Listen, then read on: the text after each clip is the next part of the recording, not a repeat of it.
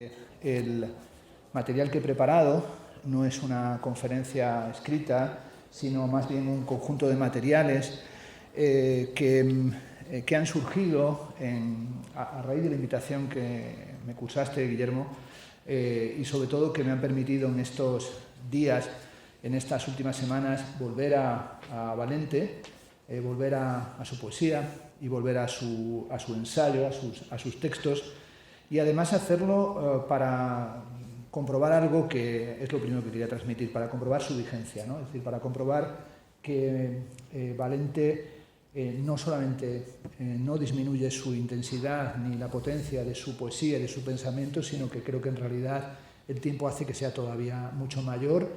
Y bueno, había pasado bastante tiempo, se lo comentaba Guillermo, sin volver a los libros de Valente, también por razones afectivas, ¿no? Dado que tuvimos un trato tan estrecho y continuo desde el año 82 y sobre todo desde el año 92 constante y de llamadas de teléfono continuas, es decir, que al final de su vida me llamaba todas las noches a las 10:30 y a veces estábamos hasta la 1 hablando por teléfono, es decir, que teníamos muchísima relación, y eso hace que a veces tengas una sensación de que te va a afectar demasiado esa lectura, o que te va a sentar hasta mal, o te va a introducir un estado de tristeza y de melancolía.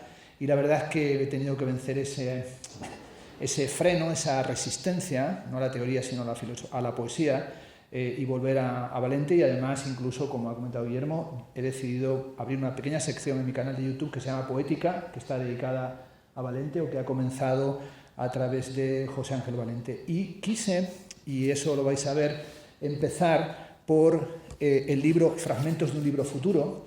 Eso da en cierta medida también el carácter del título de la conferencia, la estética del silencio para cumplir a Mallarmé. Es decir, me parecía que era interesante volver a Valente a través de Mallarmé, pero sobre todo también volver a Valente a través de sus ensayos y a través de sus entrevistas y sus declaraciones.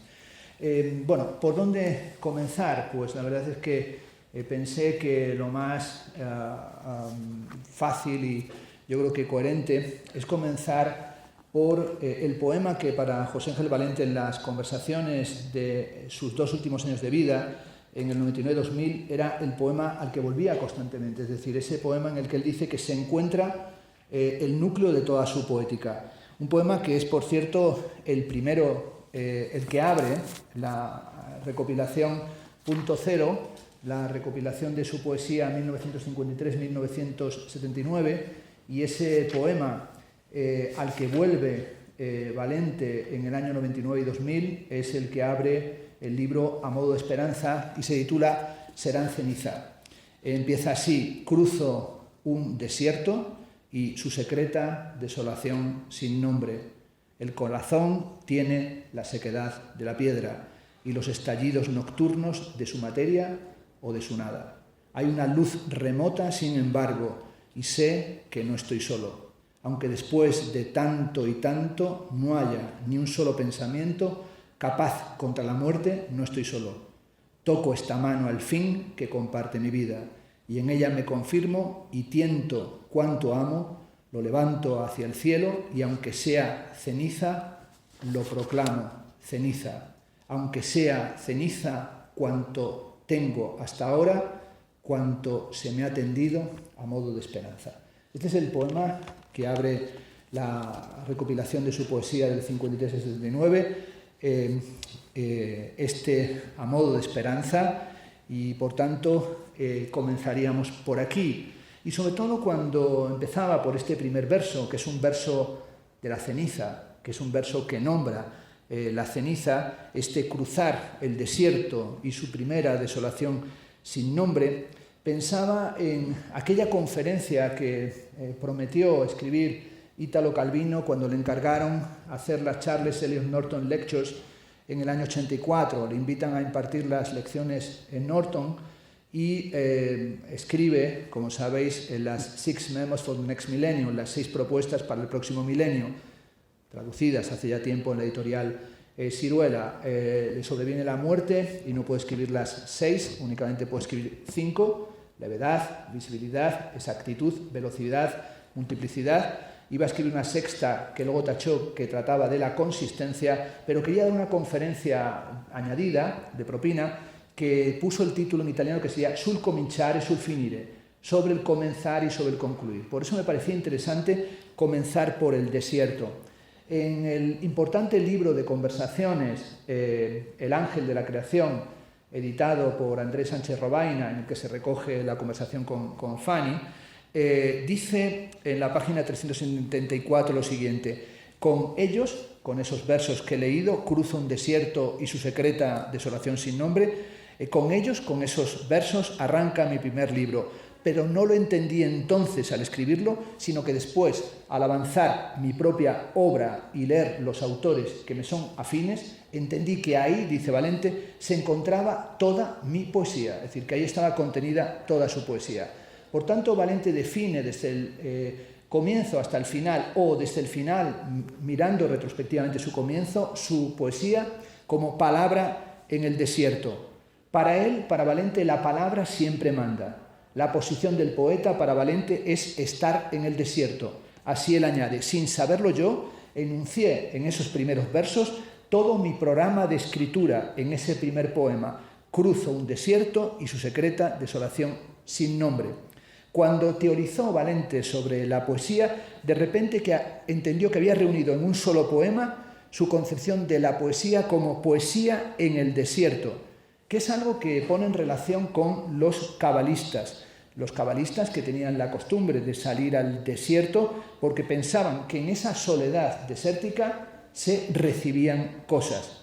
Es algo que también asocia con la relación que estableciera con el poeta Edmond Javés, autor del libro de las preguntas, autor que, dice Valente, salía al desierto en busca de la soledad. Un autor también, recordaré por cierto, que el propio Valente propició que viniera a España y que hiciera un recorrido en el que yo tuve la fortuna de acompañarle, en el que fuimos a Andalucía, fuimos a Córdoba, y fue justamente el momento también en el que se traduce el libro de las preguntas, el libro de las cuestiones, se traduce de nuevo en la editorial Siruela.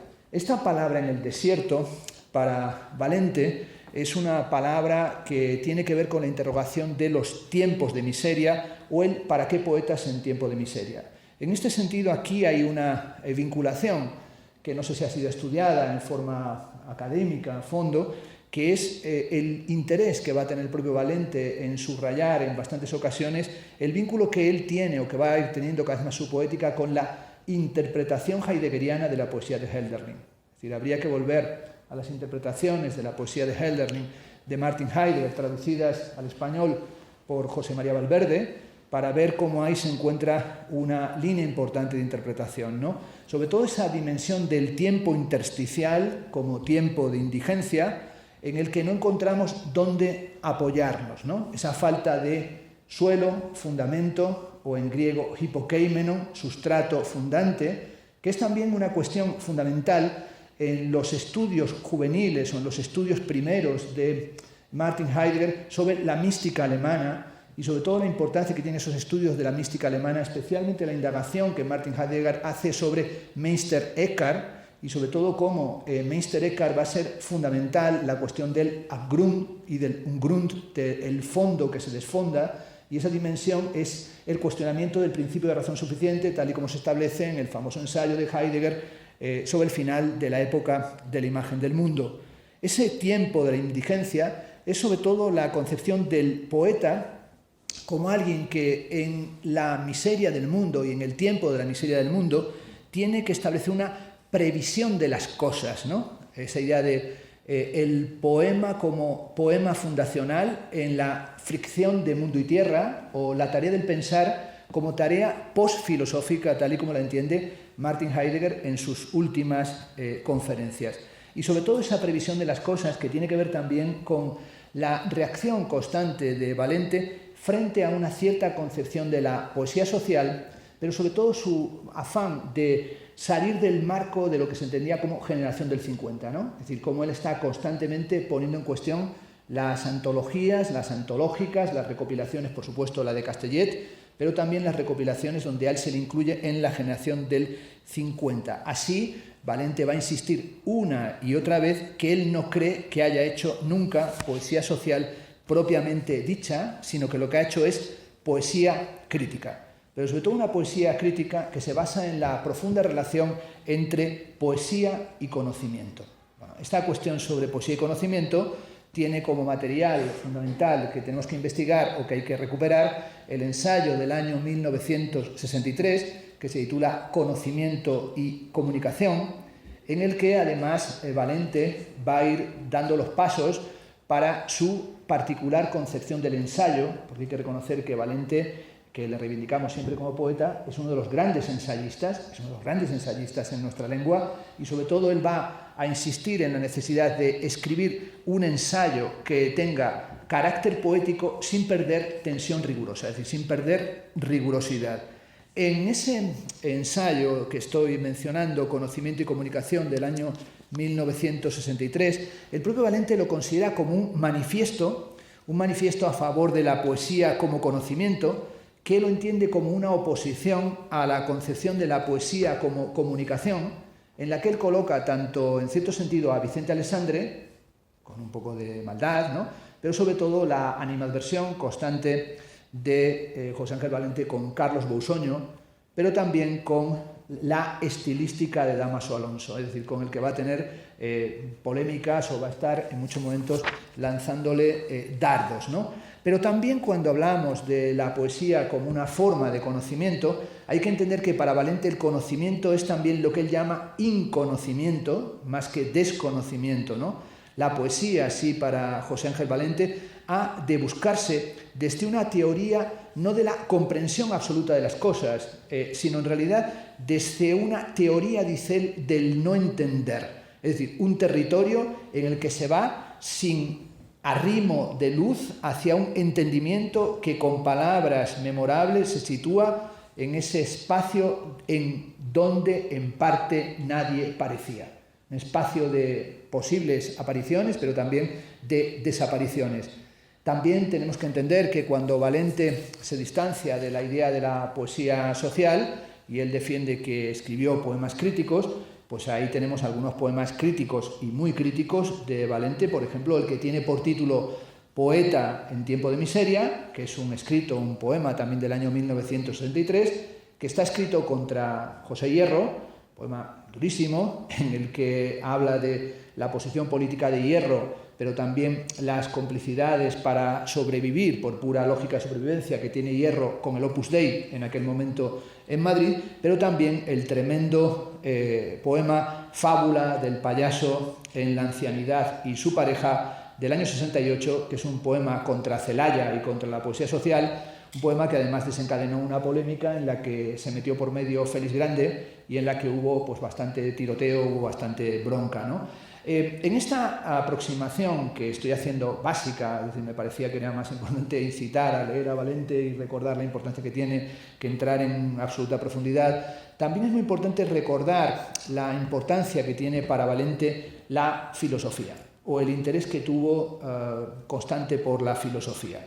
Él va a subrayar que el núcleo de todo gran sistema filosófico tiene que ver también con la intensidad creadora de la imagen, ¿no? Así hablará de la importancia que tiene, por ejemplo, el árbol de la ciencia, el gran libro del mundo, esta cuestión del gran libro del mundo, que es un tema que ha estudiado, por ejemplo, Blumenberg en su metaforología, ¿no? También, por ejemplo, la rosa del mundo, la encrucijada del presente, o el delirio de las vacantes en las interpretaciones del romanticismo de las lecciones de estética de Hegel, lo dionisiaco apolíneo y las tensiones establecidas entre ellos, como lo encontramos en el famoso texto El nacimiento de la tragedia en el espíritu de la música de Nietzsche cuando está como catedrático. Por cierto, llegó a catedrático sin tesis doctoral, ¿no? Lo que generó enorme animadversión en ese momento en Basilea cuando toma posesión, y la famosa crítica de Wilamowitz-Moellendorff, ¿no? Filología del futuro, ¿no? Es decir, el debate crucial aquí en una facultad de filología sobre el sentido de la filología, tal y como lo entendía Nietzsche, y también el sentido de la propia filología, tal y como la entiende José Ángel Valente, que estudió en estas aulas de filología, y en aquel momento dice que la única filología que para él tenía algún viso era la que practicaba Lapesa, y la que va a conocer cuando va a Oxford y está en la Bodleian Library y estudia con Jiménez Fraud y conoce a Américo Castro, y que va a ser, digamos, el vínculo con el que se entronca frente a la estilística de Dámaso Alonso que aquí se desarrolla. Pero sobre todo va a insistir en la verdad de orden poético, como aparece en Nietzsche, pero sobre todo en Heidegger, cuando Heidegger habla de la palabra como morada del ser, ¿no?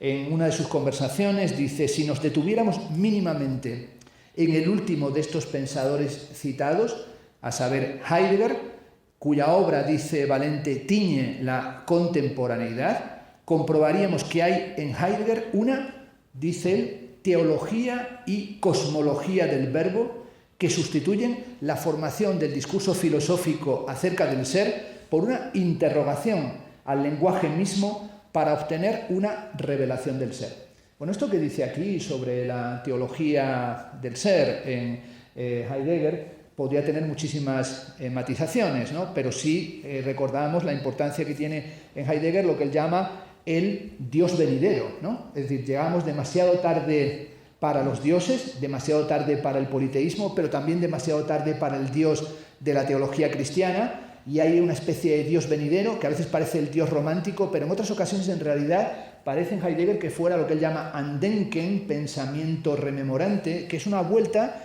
a un pensamiento presocrático, pero ni siquiera metafísico, sino previo a la física, porque para él el pensamiento poético aparece cuando se produce lo que él llama la Verbindung der Metaphysik, esto es el desbordamiento de la metafísica, el remate de la metafísica, que por cierto se produce no por cualquier cosa, sino que el completamiento de la metafísica se produce porque la metafísica hoy se cumple en la cibernética. Él dice: la cibernética es la metafísica de la era atómica.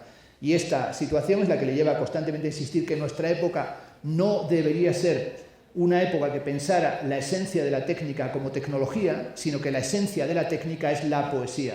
Si volvemos a leer, que se puede hacer, ¿no?, El origen de la obra de arte de Martin Heidegger, un texto capital en el que analiza la relación entre arte, técnica, poder y desvelamiento de la verdad, en la misma época en la que Walter Benjamin está escribiendo la obra de arte en la época de su reputibilidad técnica, que trata exactamente los mismos temas, aunque en una línea política antagónica, ¿no? En el caso de Benjamin, comunista y más tarde brechtiana; en el caso de Martin Heidegger, superestética nacionalsocialista. Esto es nietzscheana, como eran los nietzscheanos en aquel momento, que eran nietzscheanos, como lo sabemos, por Krieg, ¿no?, o por Baum o por Rosenberg, que estaban intentando organizar el Nachlass, es decir, la hermana de Nietzsche le entrega los escritos póstumos a Hitler. Me has dicho que se está escribiendo ahora sobre él, y como hay esa foto en la que se ve a Hitler con los escritos póstumos de Nietzsche, y hay que reordenarlos, y se postulan varios catedráticos, y se postula Heidegger, que es el catedrático en esa época, y no solo el catedrático, el rector de Friburgo, y se postula para ordenar los materiales, pero insiste en que Nietzsche tiene que ser entendido no a partir de una teoría política, ni siquiera filológica, sino de la voluntad de poder como voluntad de arte. Bueno, esta dinámica, digamos, esta dimensión le interesa, y quiero subrayarlo, a Heidegger, que incluso escribió poemas, están traducidos en la editorial Destino, poemas, por cierto, no muy brillantes, más bien transliteraciones en prosa poética de sus propias ideas filosóficas, pero que en algún momento merecería la pena leer, ¿no? También va a señalar Valente, con su interés por la filosofía, que frente a todos los lenguajes de la praxis, frente al lenguaje de la política y frente al lenguaje de la comunicación, poesía y filosofía, bueno, por cierto, temática goetheana, ¿no?, es decir, temática presente en Goethe de una manera central, hacen gravitar la palabra por sí misma, no por un referente. Las palabras cobran libertad absoluta y no se someten a la obediencia, salvo en filosofías dogmáticas o en poesías banales.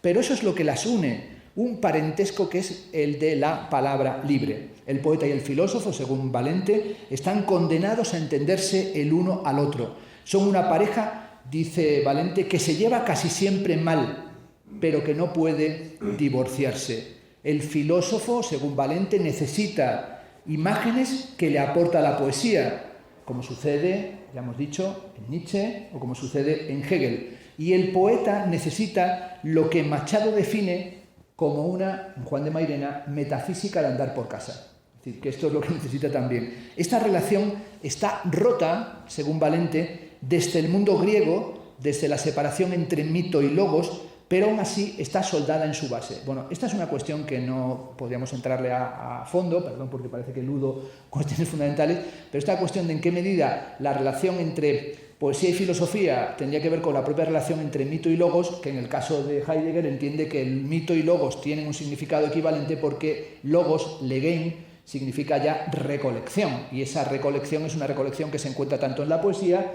pero también en la propia concepción de la verdad. La idea de verdad que Heidegger va a ir estableciendo es que la verdad ya no es la de quatio intellectus rei, aristotélica, que no es la certeza del pensamiento que se piensa a sí mismo o la certeza del discurso del método cartesiano, que tampoco es la dialéctica de sujeto y objeto en el sentido de la fenomenología del espíritu hegeliana, ni siquiera la intersubjetividad social o la praxis en el sentido marxista, sino que la verdad es aletheia en el sentido griego, esto es desocultación o revelación.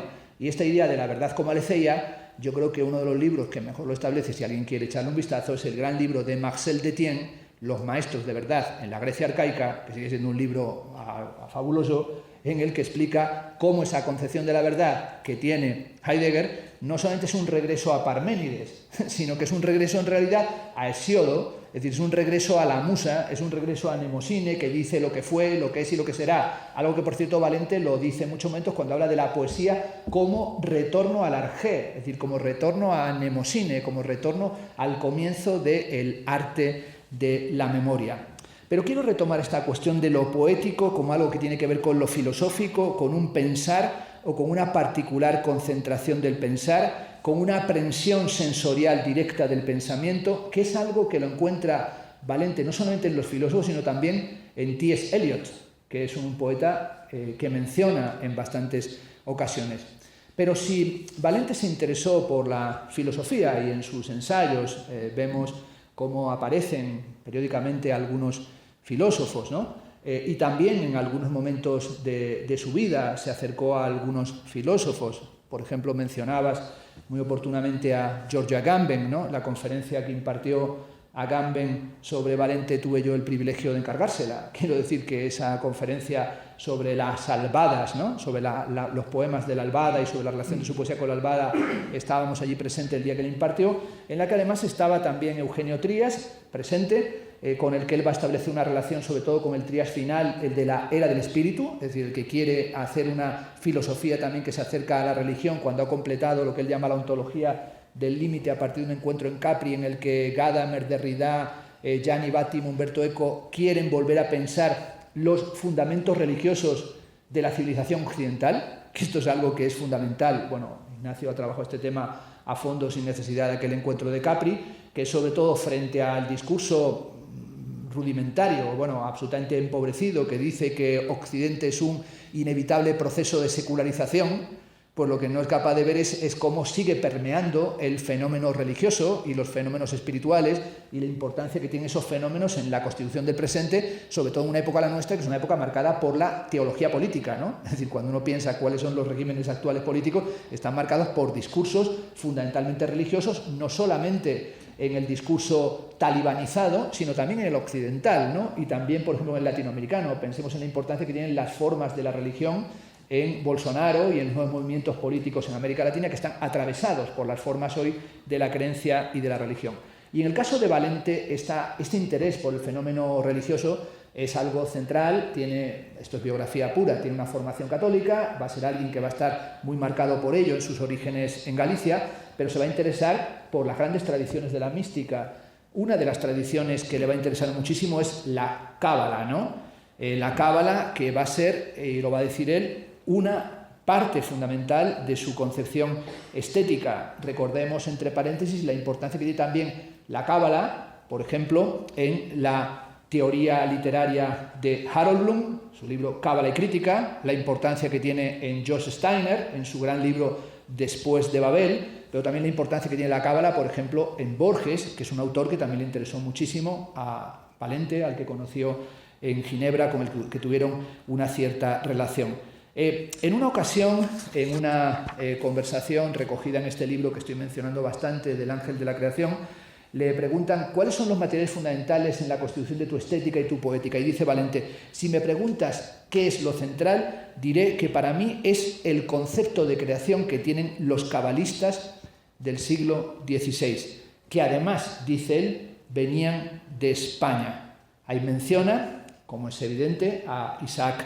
Luria, que explica cómo Dios crea el mundo y la idea de la creación ex nihilo como algo que tiene importancia para la poética de Valente. Lo que explica Luria es que todo era Dios, y mientras Dios lo ocupaba todo, no había espacio para la creación. Dios no podía crear porque ocupaba la totalidad. Él era todo. Y dice Valente, fíjate qué idea más bonita, en un mundo en el que es necesario que se produzca el exilio.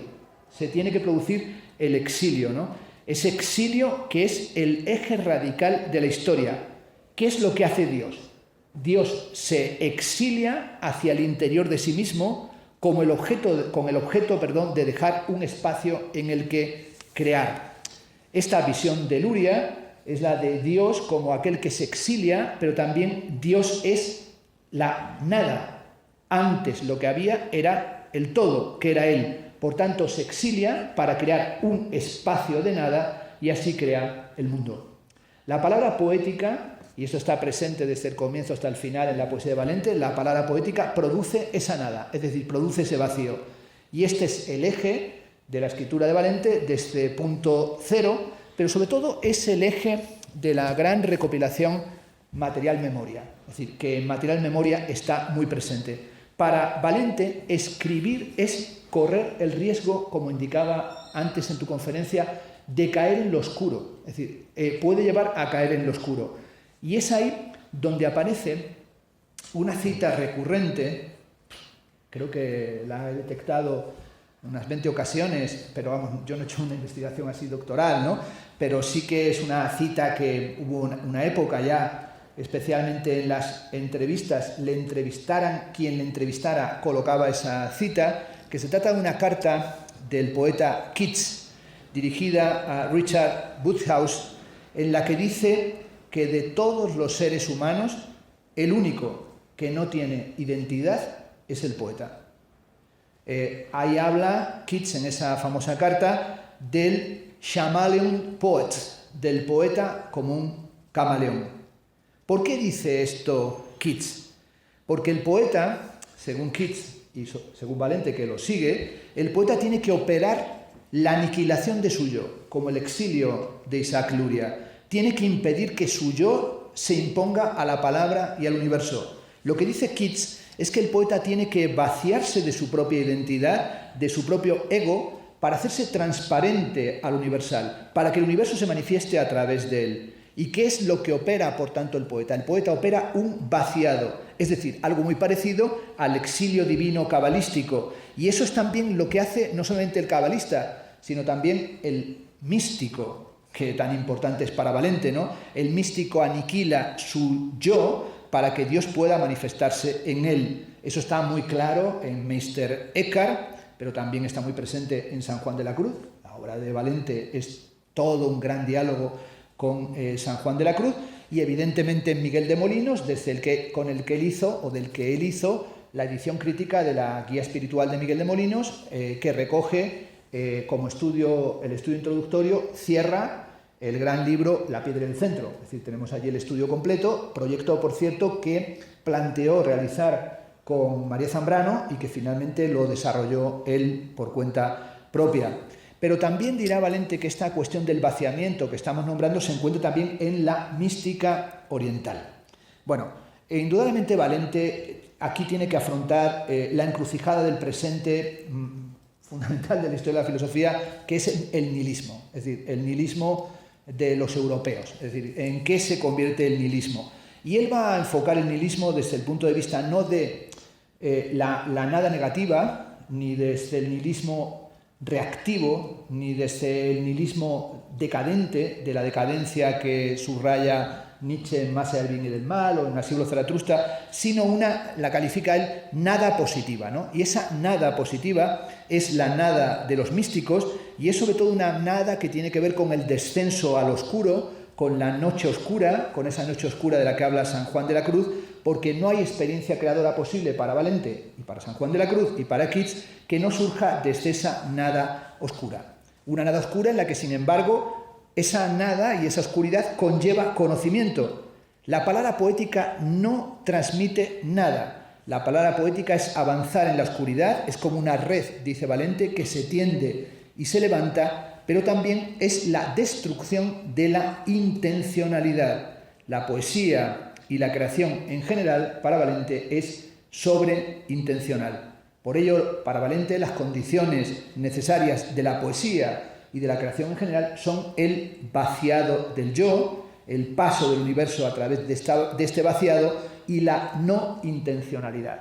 Pensaba ahora en la importancia que tiene, aunque él no entró ahí a fondo, por ejemplo, los textos de Henri Corbin, ¿no? Los textos de Henri Corbin sobre la mística iraní.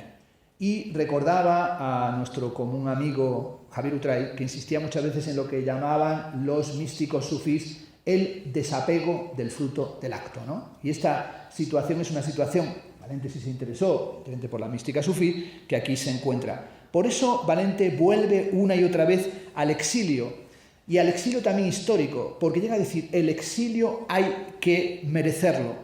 Él dice, me he encontrado en la condición del exiliado y he procurado hacerme merecedor del exilio. El exilio es, para Valente, la forma más radical de vivir la historia. Hay un texto breve, bellísimo, de María Zambrano que se llama Los dones del exilio, ¿no? Los dones del exilio. Es decir, en el exilio se reinventa la palabra. Y a lo mejor gran parte de lo más intenso de la tradición cultural tenga que ver con el exilio, es decir, tenga que ver con el viaje y con el exilio.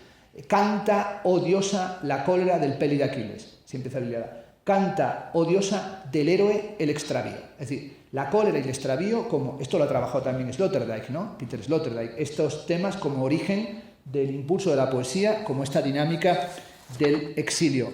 Y es, dice Valente, precisamente de nuevo en España, donde el tema del exilio se elaboró con la mayor intensidad y se hizo en un gran libro, que es el libro El Kuzari, el libro de Yehudá Aleví, que es una interpretación. Bueno, Yehudá Aleví, que vivió entre el año 1080 y 1141, es una interpretación de la existencia humana como situación de exilio. El exilio es, para Yehudá Aleví, la germinación del grano enterrado en el suelo. El exilio es la posición axial de la historia. Esto es, así lo define. Asumir el exilio es, por tanto, la condición humana llevada al extremo. Es también al mismo tiempo la condición y la conciencia de la imperfección humana y de la imposibilidad del perfeccionamiento extremo. El exilio también vinculado con la nostalgia, sobre la que en los últimos tiempos hemos tenido tantos buenos ensayos, ¿no? El ensayo de Svetlana Boym sobre el futuro de la nostalgia, ¿no? Sobre la nostalgia regresiva y la nostalgia crítica, ¿no? Y esta dimensión de la nostalgia como una nostalgia que lleva en sí el anhelo de la presencia.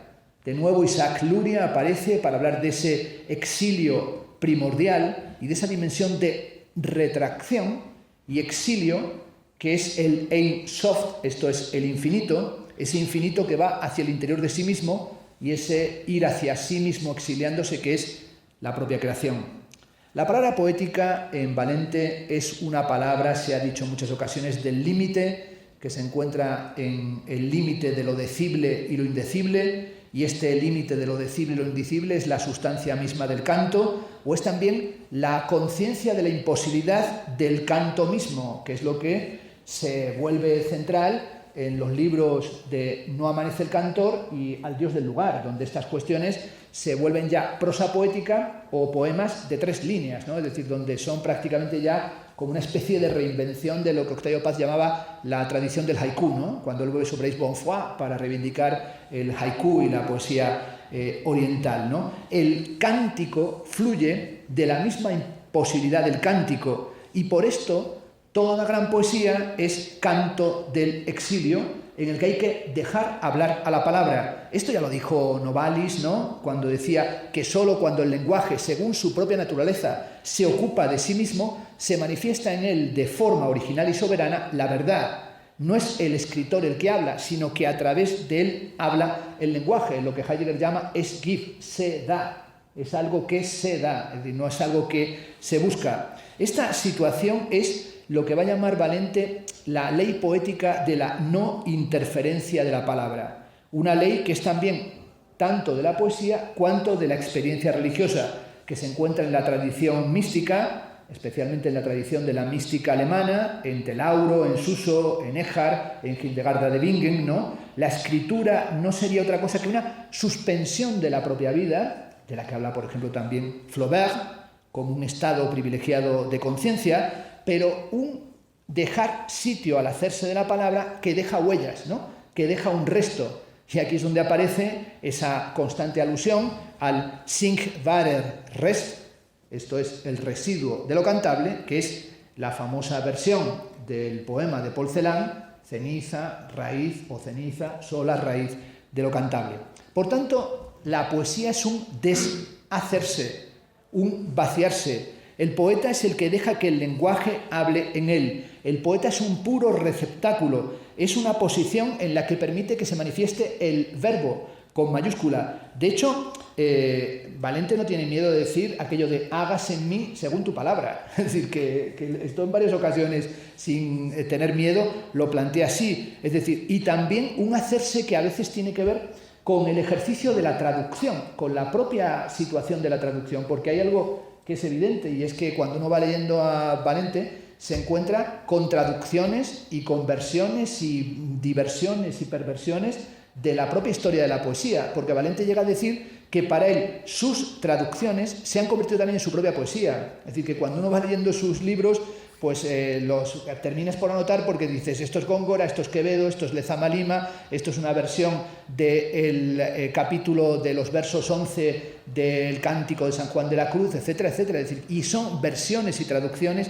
que él las convierte en algo que a veces pone abajo anónimo, ¿verdad? Anónimo, que son traducciones, y sobre todo también la cuestión del trabajo de la traducción, que es una cuestión central de la filología. Recordemos sobre todo en la importancia que tiene el ensayo que escribirá Benjamin de preámbulo a los tableaux parisiens, a los tableaux de Charles Baudelaire, que se titula ese ensayo La tarea del traductor, ¿no?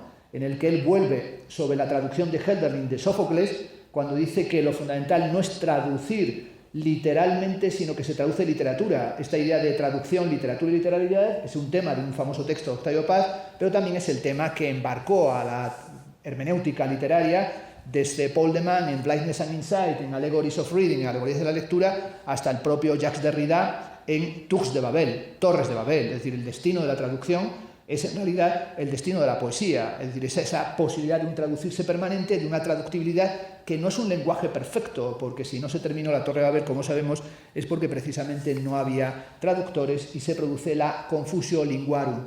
Hay un momento muy singular en una de las conversaciones de Valente en las que Valente subraya cuál es la tradición española que le interesa, y en la contemporánea insiste mucho en Unamuno. Hoy apenas leído, creo que es un autor que desafortunadamente me parece no se lee nada, a pesar de los centenarios del último momento. Juan Ramón Jiménez, que creo que tampoco es que se lea mucho, me parece que más bien no se lee nada.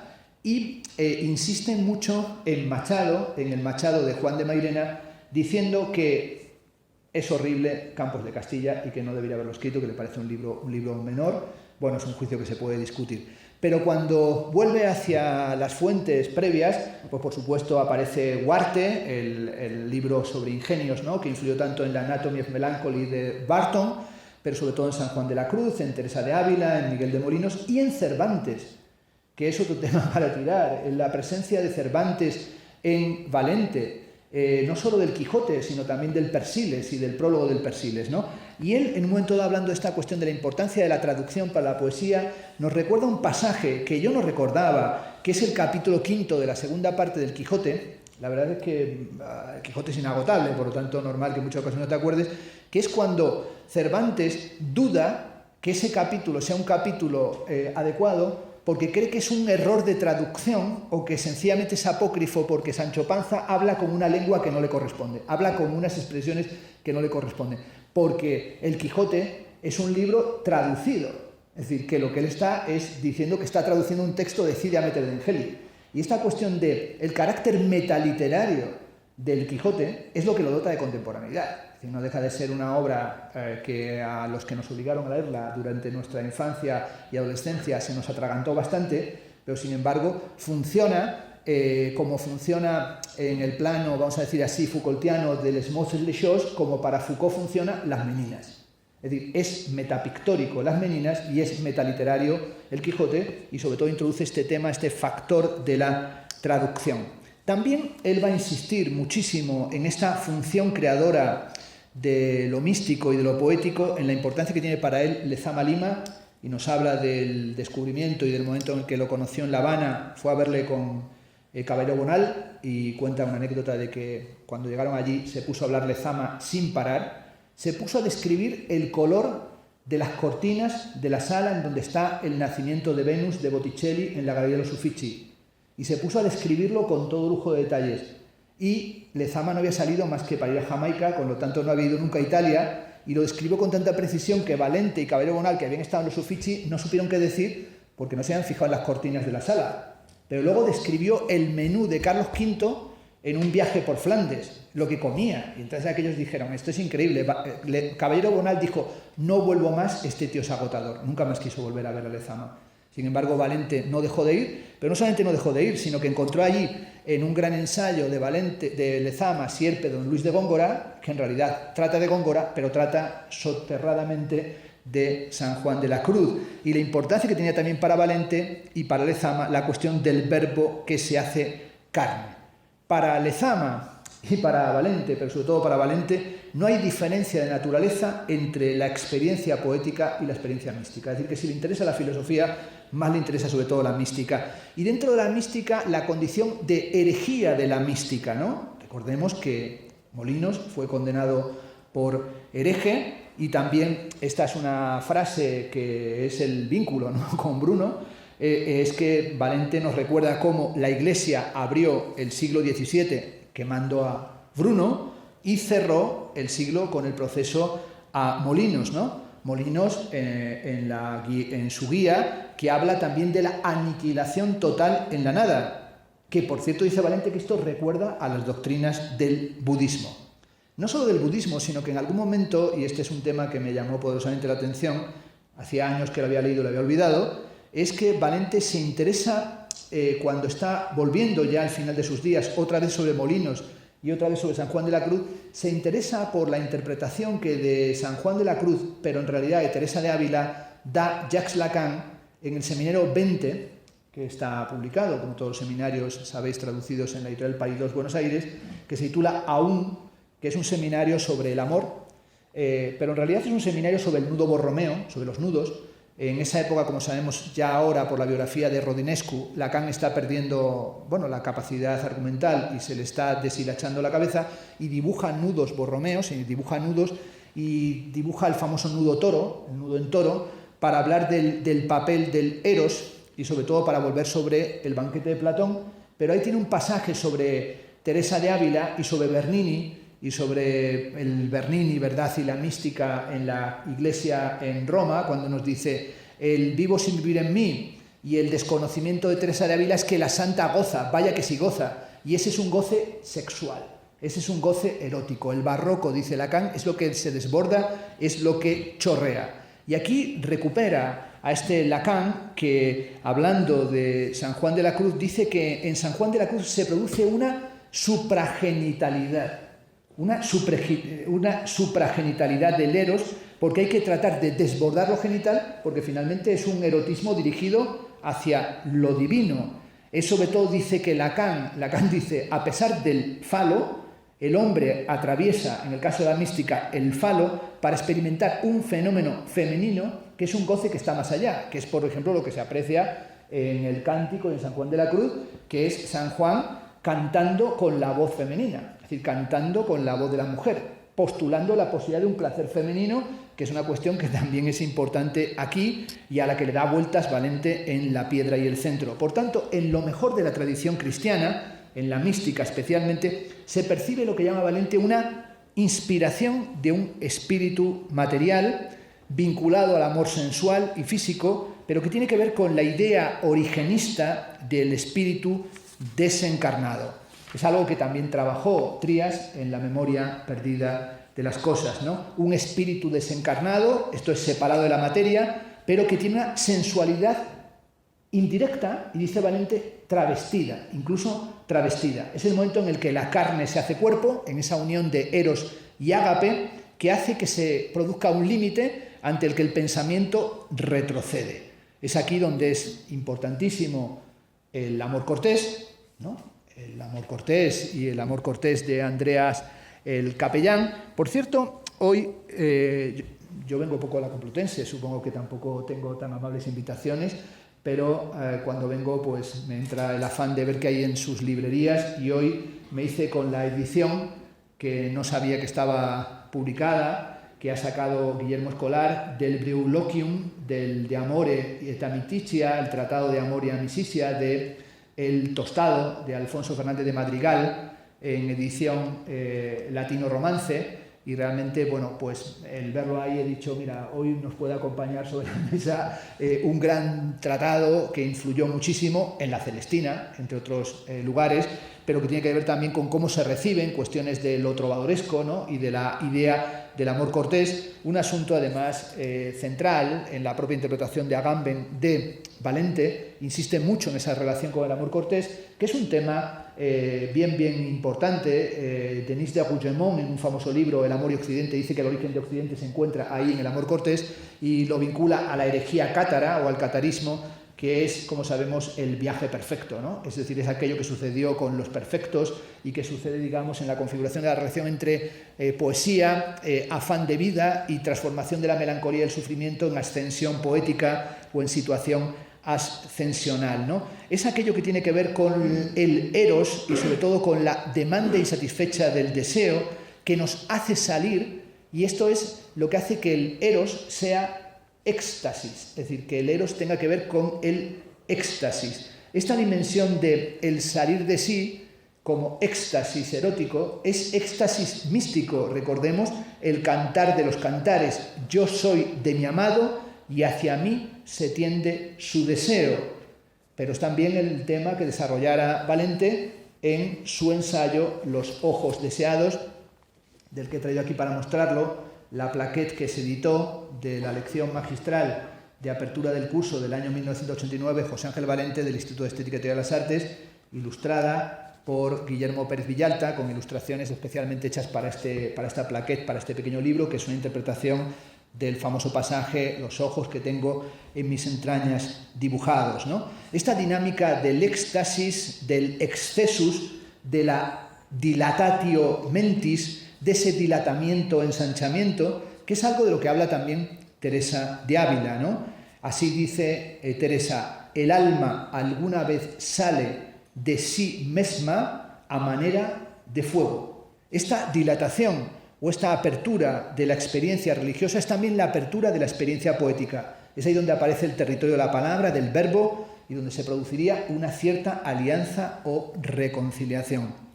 Valente, y anteriormente se ha señalado con precisión, tiene esa dimensión vibratoria, acusmática, palabra por cierto que se emplea también en español, acumáser, acusmática. Por ejemplo, la traducción del libro de Attali, Ruidos, ¿no? Su libro sobre la música, pues insiste en el acumáser, en la acusmática, ¿no?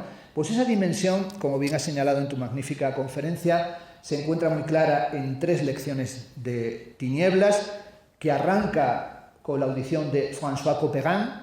Por cierto, cuando uno vuelve sobre las lecciones de Tinieblas de Valente, recogidas en Punto Cero, y su pasión por François Couperin, pues no puede uno dejar de pensar en el gran Pascal Quignard, que has mencionado, uno de los, en mi opinión, más maravillosos escritores contemporáneos, un ensayista tremendo, ¿no? Su libro La nuit sexuelle, La noche sexual, El sexo y el espanto, su libro que da lugar a la película Toutes les matins du monde, Todas las mañanas del mundo, ¿no? Sobre la tumba, los lamentos, que a su vez se popularizó por la enorme difusión que tuvo la interpretación de la viola de gamba por Jordi Savall a partir de la película Todas las mañanas del mundo, ¿no? Pues este François Couperin abre las lecciones de Tiniebla, como también la música barroca, ¿no? La música del gregoriano, pero sobre todo Valente ha insistido en muchas ocasiones en sus pasiones musicales, ¿no?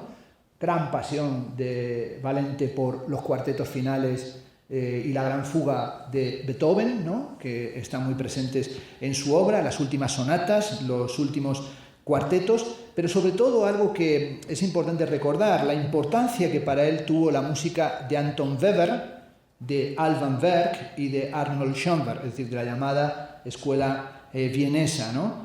Y él en un momento dado también recordará cómo él se va a acercar a Bruno a través del asunto de la ópera sobre Gennaro Bruno, que dice en la página 442 de sus entrevistas, ha compuesto Mauricio Sotelo, y se estrenará, dice aquí, en el 2000, año en el que se cumple el 4º centenario de la muerte en la hoguera, es decir, que anuncian que se va a estrenar la ópera, ¿no? Que hemos visto cómo ha ido la cosa posponiéndose, ¿no? Pero sobre todo a él le interesa mucho esa música y dice que ha aprendido más prácticamente de Weber que de otros, y sobre todo que los músicos han sido fundamentales para él. La música de Anton Weber como una música breve, precisa, fulgurante, y dice que para él fue un encuentro radical. Valente llegó a Weber tardíamente, es decir, fue un encuentro tardío, y dice que la primera ocasión en la que escuchó un concierto de Weber no pudo dejar de escribir durante el concierto, durante la audición, es decir, que no pudo parar de escribir. Las piezas de Anton Weber son piezas a veces, por ejemplo, como sucede con sus bagatelas, de 2 minutos, 3 minutos, 1 minuto, y si uno pone y si buscáis su música encontraréis que a veces están en el límite de lo audible, ¿no? Es decir, prácticamente es como absoluto silencio, es decir, son piezas de una extrema precisión pero de una increíble brevedad. Weber a su vez fue un referente fundamental para la escuela de Darmstadt, que se constituye después de la Segunda Guerra Mundial, los famosos cursos de la escuela de Darmstadt, donde Pierre Boulez, gran intérprete de Weber con el ensamble contemporáneo, pues él va a hacer toda la interpretación de Weber hasta que Schoenberg y Stravinsky, digamos, empiecen a capitanear lo que va a suceder en Darmstadt, y sobre todo otro gran músico desde el año 55 que se presenta en Darmstadt, que es John Cage, en el que el tema del silencio todavía es mucho más decisivo, aunque Cage no fue un músico con el que tuviera cercanía Valente frente a la importancia que tiene Cage para la constelación Fluxus. Es decir, Cage es fundamental para la